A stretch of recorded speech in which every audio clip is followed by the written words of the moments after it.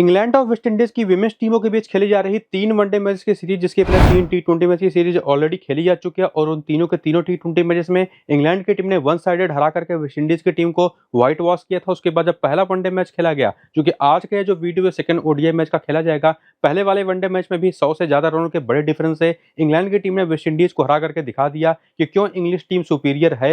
और आज के इस मैच में जो अपनी फैंटेसी की टीम आपको बनानी पड़ेगी, तो क्या आपको 8 से 9 प्लेयर इंग्लैंड के रखने हैं, बाकी बचे 2 से 3 प्लेयर वेस्ट इंडीज के ही रखने हैं, या ऐसा कुछ है कुल प्लेयरों को लेकर के जितने भी वेस्ट इंडीज की तरफ से खेलेंगी, क्या इनके तरफ से 4 प्लेयर आपकी टीम में आ सकती हैं? आएंगी भी तो कौन सी वो चौथी या पांचवी प्लेयर होगी? उसको समझने के लिए पूरा वीडियो शुरू से अंत तक देखिएगा। ग्रैंड लीग के ये मैच बहुत ही शानदार होने वाला है। बाकी ये जो सेकंड ओडीआई मैच है खेला जाएगा ग्रेस रोड लीसेस्टर के उस मैदान पर भारत के समय के हिसाब से शाम को 5:30 बजे 4 जून के डेट के अंदर। वहां पर अगर हम बात करें लोकल टाइम के हिसाब से मैच स्टार्ट होगा दोपहर को 1 बजे से, यानी कि एक 50 ओवर का डे नाइट मैच खेला जाता हुआ आपको देखने को मिलेगा।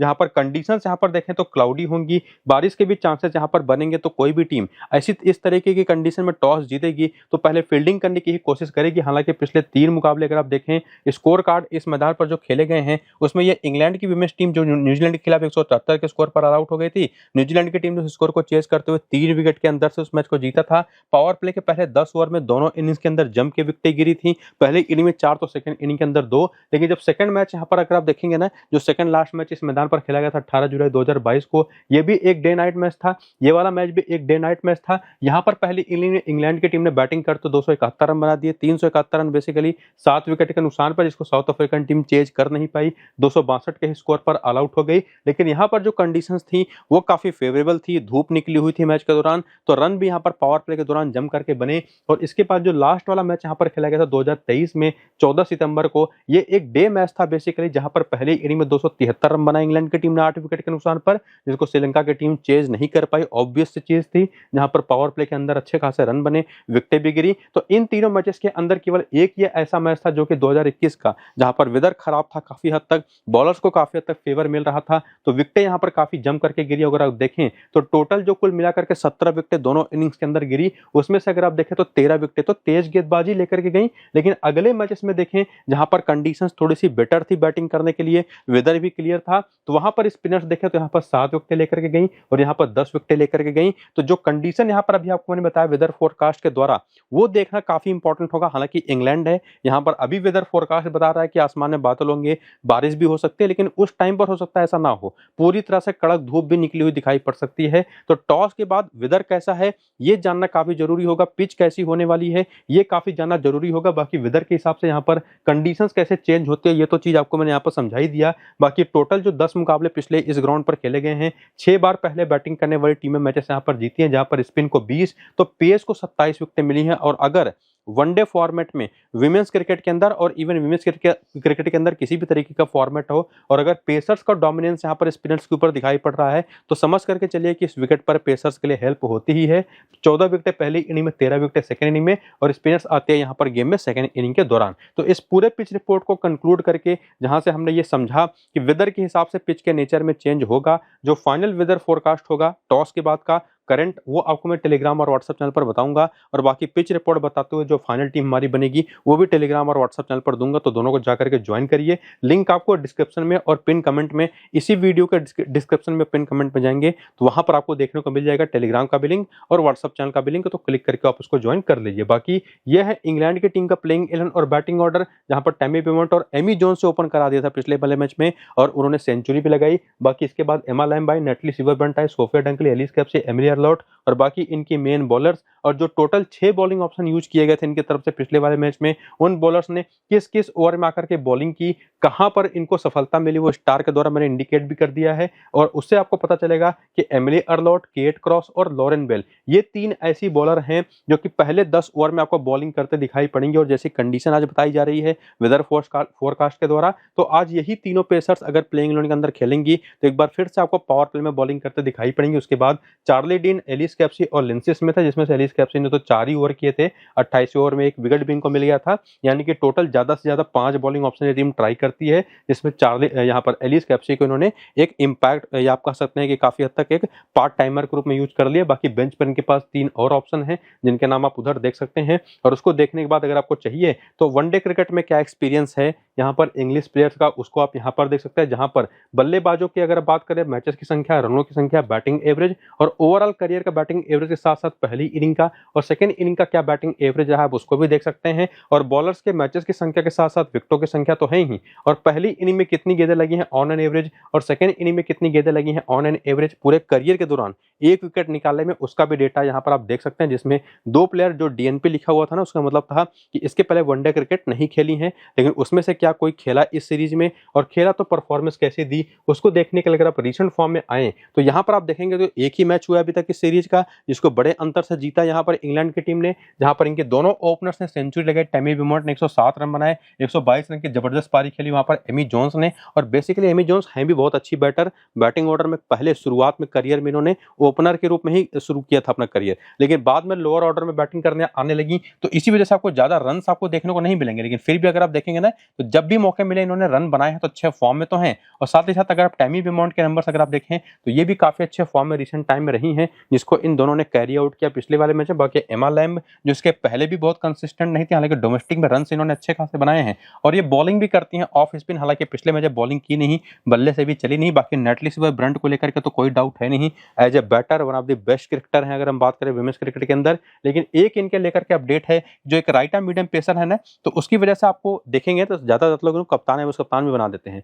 लेकिन ये आपको मैं बता दूं कि आपको ये बॉलिंग करते हुए फिलहाल दिखाई नहीं पड़ेंगी इस सीरीज के अंदर, केवल एज ए बैटर ही खेल रही हैं। तो एज ए बैटर ही आप इनको कंक्लूड करके चलिए। बाकी सोफिया डंकली ने 9 रन बनाए, हालांकि इसके पहले अच्छे फॉर्म में थी। एलिस कैप्सी ने 24 रन बनाने के साथ साथ 1 विकेट भी लिया, और यही इनके जो यूटिलिटी है इनकी बैटिंग और बॉलिंग की, वो इनको एक कमाल का ऑप्शन बना देती है आज के इस मैच में भी। और सिमिलर चीज एमिली अर्लॉट को लेकर के भी है, जो कि बॉलिंग से तो अच्छे फॉर्म में है ही, साथ ही साथ बल्लेबाजी भी कर सकती है। हालांकि बल्लेबाजी में थोड़ा नीचे आएंगी तो उतने मौके शायद बनेंगे ना। बाकी चार्ली डीन जिनको पिछले वाले मैच में विकेट नहीं मिला, जो कि T20 सीरीज के दौरान भी इनको पहले वाले मैच में विकेट नहीं मिला था, तब मैंने आपको कहा था कि इनको स्टिल मिस नहीं करना अपनी प्लेइंग 11 से आपको, या फैंटेसी 11 से। और उसके बाद इन्होंने अगले दोनों मैच में 2-2 विकेट चटकाई भी। सिमिलर चीज आपको आज भी फॉलो करनी है और इनको ड्रॉप बिल्कुल भी नहीं करना है। बाकी केट क्रॉस, लॉरेन बेल ने 1-1 विकेट निकाला, और जैसी कंडीशन आज है ये दोनों फिर से इंपॉर्टेंट होंगी। और लिंसी स्मिथ ने तो अपने डेब्यू मैच में ही 5 विकेट निकाल दी पिछले वाले मैच में, और दिखा दिया कि किस तरह से इस टीम को डोमिनेट करना था पिछले वाले मैच में। और बेसिकली जो परफॉर्मेंस आई प्लेइंग इन्होंने अब बैटिंग ऑर्डर जिनका खेला था पिछले वाले मैच में,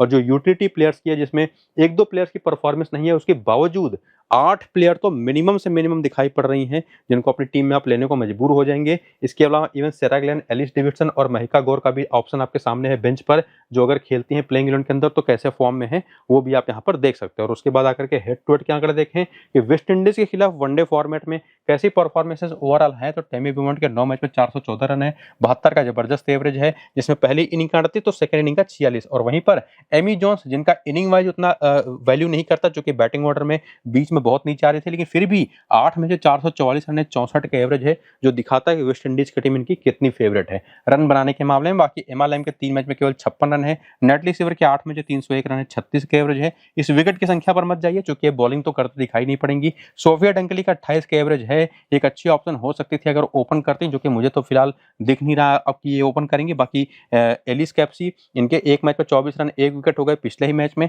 एमिली अर्लॉट ने पिछले मैच में 2 विकेट लिया था। चार्ली डीन के ओवरऑल 3 मैच में 7 विकेट हैं, लेकिन ध्यान रखिए पिछले मैच में विकेट नहीं मिला था, और उसके बावजूद 7 विकेट हैं। केट क्रॉस के 8 मैच 11 विकेट हैं, 3 मैच 6 विकेट लॉरेन बेल के हैं। लिंसी स्मिथ ने तो डेब्यू मैच में ही 1 मैच खेल करके 5 विकेट निकाल लिया, और एलिस डेविडसन भी 1 मैच खेली है, जो कि बेंच पर है फिलहाल, वो भी 1 विकेट ले चुके हैं। तो हेड टू हेड के भी आंकड़े देखें ना तो 2 ही प्लेयर हैं जो कि थोड़ा निराश करते दिखाई पड़ रही हैं। ओवरऑल 9 ऐसी प्लेयर है जो कि सीधे सीधे आपकी टीम में आ जाएंगी अगर इस पूरे के पूरे आंकड़ों के बेसिस पर अगर आप चलें। और उसी में वेन्यू का भी आंकड़ा अगर आप आकर के देखें तो इस मैदान पर भी टैमी बिमोंट के आंकड़े जबरदस्त हैं। 47 का एवरेज है, दोनों इनिंग्स के अंदर बेहतरीन खेली हैं। एमी जोन्स के साथ में जो 214 रन 91 का हाईएस्ट स्कोर है और इस मैदान पर एमा लैम भी एक तगड़ा डिफरेंशियल प्लेयर बनकर के आती हैं। 65 रन 3 विकेट हैं एक ही मैच में। और उसके साथ साथ नेडली सीवर 7 मैच 406 रन 118 का एवरेज है, 3 विकेटें हैं। बाकी सोफिया डंकली कुछ खास नहीं कर पाई। एलिस कैप्सी के एक मैच में 6 रन बॉलिंग करी नहीं। एमरी अर्लॉट यहाँ पर खेली नहीं है। चार्ली डिन के 3 मैच में 9 विकेटें हैं। केट क्रॉस के लेकिन नंबर अच्छे यहाँ पर है नहीं। लॉरेन मेल भी यहाँ पर नहीं चली हैं। सेरा ग्लेन के एक मैच में 1 विकेट, एक मैच में 3 विकेट यहाँ पर एलिस डेविडसन रिचर्ड्स के, और महिका गौर के एक मैच में 1 विकेट है। तो कोई भी नंबर आप उठा लीजिए, कोई भी एनालिसिस आप कर लीजिए, 7 से लेकर के 9 प्लेयर इंग्लैंड की टीम की तरफ से, तो आपके अपनी टीम में फैंटेसी की टीम में आपको लेकर के प्लेयर जाने ही पड़ेंगे। लेकिन क्या इस मैदान पर कोई ऐसी प्लेयर हैं जो वेस्ट इंडीज के खिलाफ वनडे क्रिकेट में खेली हुई हैं? तो ऐसा आंकड़ा आपको देखने को मिलेगा 4 प्लेयर्स का कि टैमी बिमोंट एक ऐसी प्लेयर जो कि इसी मैदान पर, ग्रेस रोड लीसेस्टर के मैदान पर वेस्ट इंडीज की विमेंस टीम के खिलाफ एक वनडे मैच खेली हैं। एक मैच खेल करके 32 रन इन्होंने बनाए थे और उसी मैच में एमी जोन्स ने 91 रन बनाए थे और नेटली सिबर्मैन ने 32 रन बनाए थे, 1 विकेट लिया था और क्रिएट क्रॉस ने भी 1 विकेट लिया था। तो ये थे हेड टू हेड के स्टैट्स इस वेन्यू के ऊपर, जो कि काफी इंपॉर्टेंट था ये स्टैट जानना, तो वो भी आपको मैंने बता दिया। बाकी प्लेयर बैटल के आंकड़े अगर आप देखना चाहें तो वो भी देख सकते हैं, जिसमें टैमी बिमोंट एफी फ्लेचर पर 4 बार आउट हो चुके हैं, लेकिन बाकी बॉलर्स को उन्होंने काफी बढ़िया खेला है। और वहीं पर एमी जोन्स की बात करें तो ये भी एफी फ्लेचर पर 1 बार आउट हुई है, लेकिन अच्छे खासे रन बना करके। दिक्कत इनको यहाँ पर हेली मैथ्यूज पर हुई है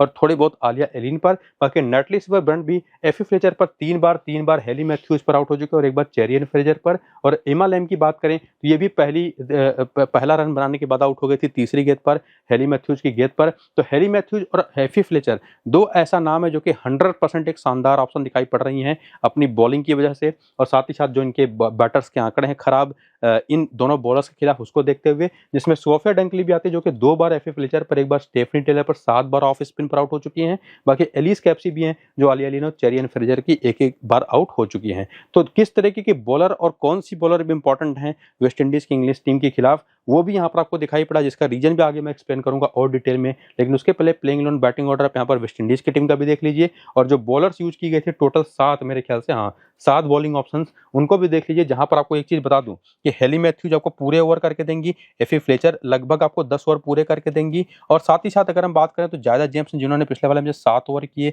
चेरियन फ्रेजर को भी अगर आप देखेंगे तो 7 ओवर किए, आलिया एलिन को देखेंगे तो 6 ओवर किए, जहां जा रहा क्लेक्सटन ने अगर आप देखें तो 4 ही ओवर किए। तो क्लेक्सटन और साथ ही साथ करिश्मा राम हरक के भी अगर आप देखें तो ओवर 7 जरूर थे, लेकिन विकेटें नहीं मिली। लेकिन इस पूरी के पूरी ओवर अगर आप देखें तो पहली इनिंग की बॉलिंग में आलिया एलिन, सेकंड इनिंग की बॉलिंग में चेरियन फ्रेजर और एली मैथ्यूज और एफी फ्लेचर, चाहे किसी भी इनिंग की बॉलिंग हो, ये हमेशा जरूरत इनकी पड़ती है। उसको जानने के लिए अगर आप आगे बढ़े हैं, जिसमें वनडे करियर भी आप देख सकते हैं, जिसमें रियल एना ग्रिमंड और साथ ही साथ जहां जा रहा क्लेक्सटन, इसके पहले वनडे मैचेस नहीं खेली थी, जहां जा रहा क्लेक्सटन ने तो पिछले वाले में डेब्यू भी कर दिया। और बाकी प्लेयर्स का क्या वनडे करियर रहा है, यहाँ पर T20 लिखा हुआ है बेसिकली गलती से, तो उसको समझ सही कर लीजिएगा। ओडीआई करियर कैसा चला है उसको देख सकते हैं। बाकी पिछले मैच में क्या परफॉर्मेंस है और कैसा फॉर्म अभी रिसेंट टाइम रहा है उसको आप यहाँ पर देख सकते हैं, जहां पर हेली मैथ्यूज ने पिछले वाले मैच में 48 रन बनाए, 2 विकेट ली। क्वीना जोसेफ ने शानदार 62 रन बनाए, लेकिन ज्यादा जेम्स नहीं चली। 9 रन बनाए सिमेन कैम्बेल ने, 16 रन बनाए सभी का गजनबी ने, जैसा एक्सपेक्टेड था। बाकी आलिया एलिन ने बल्ले से 44 रन बनाए, 1 विकेट लिया,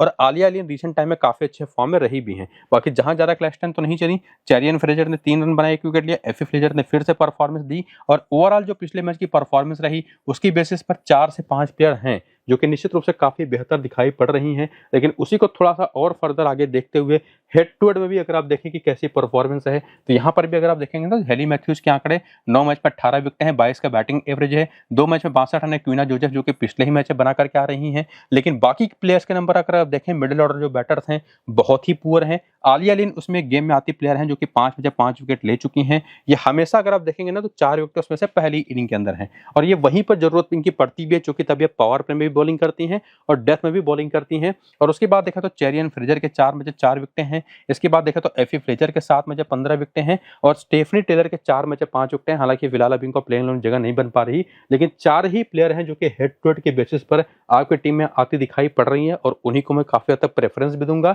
और इसी मैदान पर बात करें तो इस मैदान पर अगर आप देखेंगे तो हेली मैथ्यूज के आंकड़ा 3 मैच 22 रन केवल 4 विकेटें हैं, लेकिन क्विना जोसेफ के ना तो खाता खुला था, ना तो बल्ले से, ना तो गेंद से। बाकी सिमन कैम्बेल भी बिना खाता खुले आउट हो गई है इस मैदान पर। एफी फ्लेजर के एक इनिंग में यहाँ पर 2 विकेटें हैं और बाकी स्टेफनी टेलर के 3 मैच 95 रन 90 का हाईएस्ट स्कोर है। तो अगर स्टेफनी टेलर खेलती हैं प्लेइंग 11 में तो वो भी एक अच्छा ऑप्शन होंगी। बाकी इसी मैदान पर स्पेसिफिक एक और आंकड़ा कि इसी मैदान पर ग्रेस रोड लीसेस्टर के मैदान पर इंग्लैंड की विमेंस टीम के खिलाफ खेले गए वाले मैच में हेली मैथ्यूज ने एकमात्र मैच पर 4 विकेट लिया था, 17 रन बनाए थे।